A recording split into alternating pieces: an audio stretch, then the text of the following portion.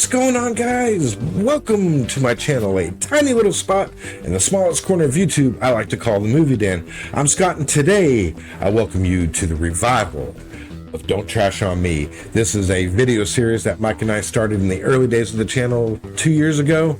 We did like 3 or 4 episodes. If you guys are interested in checking those out, I'll leave some links in the description box below. Mike, I miss you. I love you. We'll see you soon, brother. Now, Don't Trash on Me is not just about bad movies. It's about embracing the sheer audacity of bad filmmaking. These are films that defy logic, test your patience, test your senses, definitely, and they require a well-crafted drinking game to get you through them. It's the cinematic equivalent of a junk food binge. You know it's bad for you, but you just can't help yourself. When discussing the pantheon of cinematic disasters, few films evoke the unanimous disdain and ridicule that Battlefield Earth does. Released in 2000 and directed by Roger Christian, the science fiction travesty based on L. Ron Hubbard's novel has been dubbed one of the worst films ever made. But what makes Battlefield Earth so spectacularly awful? Let's sift through the trash, shall we? Battlefield Earth began as a passion project for John Travolta, a devout Scientologist eager to bring Hubbard's work to the big screen.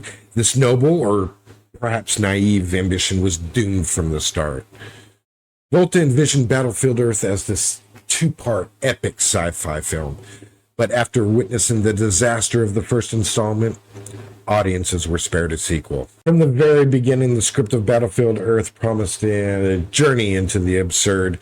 The screenplay, penned by Corey Mendel and J.D. Shapiro, adhered closely to the Hubbard novel. However, the novel wasn't exactly a literary masterpiece itself.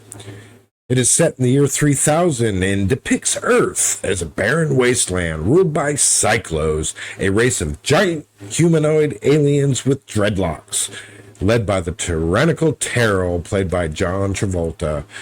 Humans have been reduced to a primitive state, and the hero, Johnny Goodboy, played by Barry Pepper, must rise and lead a rebellion to reclaim the planet. The dialogue is unintentionally hilarious, laden with lines that make you cringe. You know, for example, a female getting leverage. Ah! I am going to make you as happy as a baby cyclo, a straight diet of Grabango. Man, it just raises eyebrows more than fear, you know? It's as if the writers decided to throw logic out and hope that the sheer confusion would translate into something else, I guess. The visual style of Planet Earth is just another notch in legendary awfulness. Director Christian made the baffling decision to shoot nearly every scene with tilted Dutch angles, presumably to create a sense of disorientation. Instead, it induces a mild sense of seasickness, making audiences wish they had brought some Dramamine with their popcorn. I mean, anyways. The special effects are another story of shit. Despite the budget of $73 million, the film's CGI looks like it was created on a Commodore 64 computer. The Cyclops ships, for instance, look like bricks. And the matte paintings of the ruins, they're about as convincing as a child's finger painting. These visuals, combined with the nauseating camera angles, make you visually and honestly physically uncomfortable. The performances in Battlefield Earth are definitely one for the books and not the way the filmmakers intended. John Travolta's portrayal of Terrell is perhaps the most infamous. Decked out in his dreadlocks and platform boots, Travolta chews the scenery with the ferocity of a starving man at an all-you-can-eat buffet. His expressions are over the top. Barry Pepper, as the heroic Johnny, does his best to maintain some semblance of dignity, but he's fighting a losing battle. Surrounded by ridiculous sets, absurd costumes, and a script that belongs in the annals of unintentional comedy. Forrest Whitaker, typically a reliable actor, Looks as though he's regretting every moment on set, or perhaps wondering how he ended up in this mess and wondering if he should fire his agent. The costume and makeup in Battlefield really deserve special mention because they're ridiculous. The Cyclos with their lumbering frames, matted dreadlocks, they look like the rejected designs from a bad 1980s music video. Their exaggerated platform boots make them wobbly precariously, adding an unintended slapstick element to their menace. Human characters are no better. The remnants of the humanity are clad with rags that seem to have been scavenged from a particularly unenthusiastic thrift store raid. The makeup department appears to have applied dirt to convey the idea of a post-apocalyptic world, but instead it looks like that everyone has been participating in an overly enthusiastic mud wrestling competition. If you can make it past the visual and auditorial assault, you're left grappling with a plot that defies all logic and reason.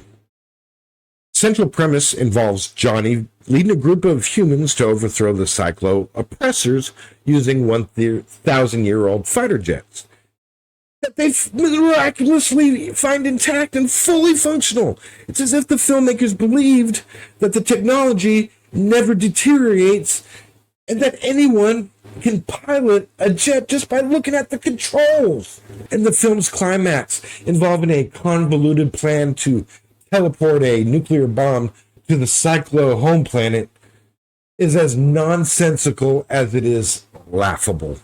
It's a plot twist that hinges on so many improbable events that it feels complex, pointless, and ultimately unsatisfying. Now, Roger Christian is a veteran of sci-fi projects. Hell, he was a set decorator for George Lucas on Star Wars. So he should have known better. His direction in Battlefield Earth is a textbook example of how to mismanage a film.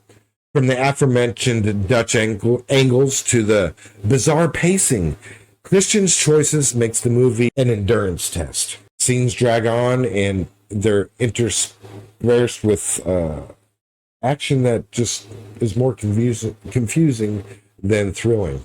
Christian's inability to rein in Travolta's performance or to inject any sense of coherence into the film is glaringly evident. It's almost as if he threw up his hands early on in defeat and resigned himself to the chaos and hoping somehow miraculously that it all comes together in the editing room. It didn't. Upon its release, it was met with a critical mauling that would have sent most filmmakers into hiding. It holds a dismal 3% rating on Rotten Tomatoes, with reviews ranging from a mess from start to finish to the worst film of the century. Audiences were equally unimpressed, and the film bombed at the box office, grossing only $29 million against its $73 million budget. The Razzies had a field day, bestowing this film with 7 awards, including Worst Film, Worst Director, Worst Actor, and, in 2000, I believe they honored the film with the Worst Picture of the Decade award as well, cementing its place in cinematic infamy.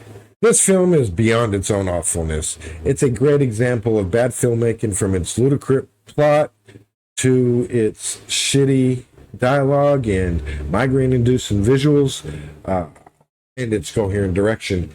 Yet it's precisely these qualities that have earned it sort of a perverse admiration. Watching Battlefield Earth is akin to witnessing a car crash.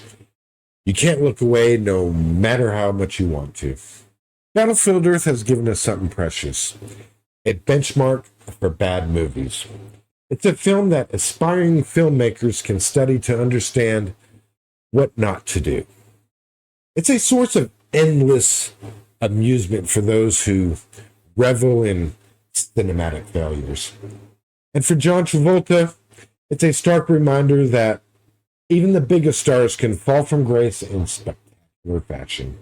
So here's to Battlefield Earth, a film so gloriously terrible that it has etched its name in movie history.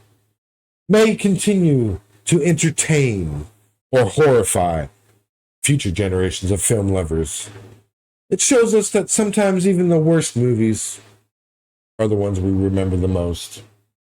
This is a definite cinematic dumpster fire I like to call a Trashterpiece. Thanks for tuning into the revival of Don't Trash on Me. What are your thoughts on Battlefield Earth? Is it the Trashterpiece I claim? Let me know in the comment section below. New to the channel, please help the little guy grow. Subscribe, like, and share with your trashy friends. Guys, it's been a pleasure. As always, I'm Scott, and I'll see you on the next one. Stay trashy. Yeah.